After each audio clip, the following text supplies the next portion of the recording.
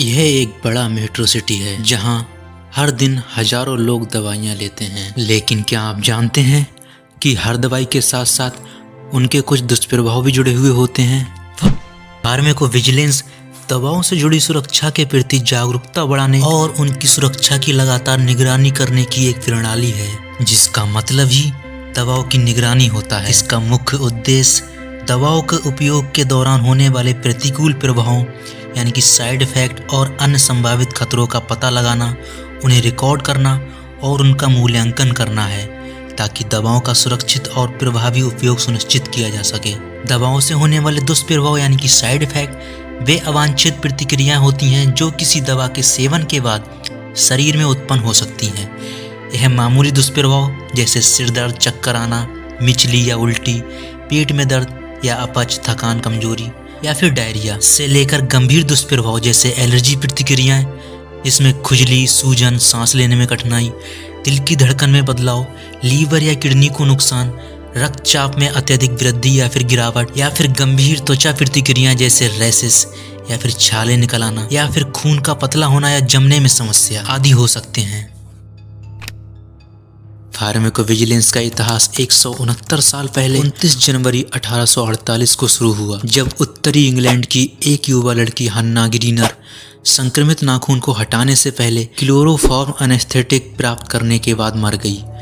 हन्ना की मौत के कारणों की जांच की गई ताकि यह समझा जा सके कि हन्ना के साथ क्या हुआ था, लेकिन यह पहचानना असंभव था कि उसकी मौत किस वजह से हुई। संभवतः उसकी मौत घातक एरिथमिया या फिर लंग्स में हुई दिक्कत से हुई थी। इस घटना के बाद भी कई सारे केसेस सामने आए, लेकिन सबसे बड़ा केस जो सामने आया वह था थैलिडोमाइड आपदा, जो कि एक बहुत ही भयानक ट्रेजेडी थी। यह घटना 1950 और 1960 के दशक में हुई, जिसने चिकित्सा क्षेत्र और दवा विनियमन के इतिहास को पूरी तरह से बदल दिया।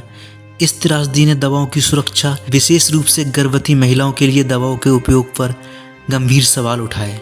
थैलिडोमाइड एक ऐसी दवा थी जिसका उपयोग गर्भवती महिलाओं द्वारा मॉर्निंग सिकनेस को कम करने के लिए व्यापक रूप से किया जाता था और उस समय इस दवा को सेफ माना जाता था।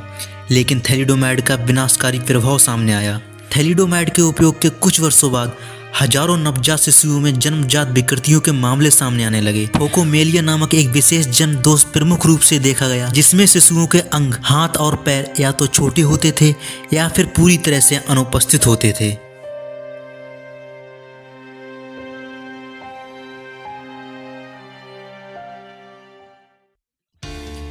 भारत में फार्माकोविजिलेंस वीक PBPI यानी कि फार्माकोविजिलेंस प्रोग्राम ऑफ इंडिया द्वारा आयोजित एक जागरूकता अभियान है, जिसका उद्देश्य लोगों और स्वास्थ्य सेवा पेशेवरों को दवाओं से संबंधित सुरक्षा और दुष्प्रभावों यानी कि एडवर्स ड्रग रिएक्शन ADRs की रिपोर्टिंग और दवाओं के सुरक्षित उपयोग के महत्व के बारे में जागरूक करना है।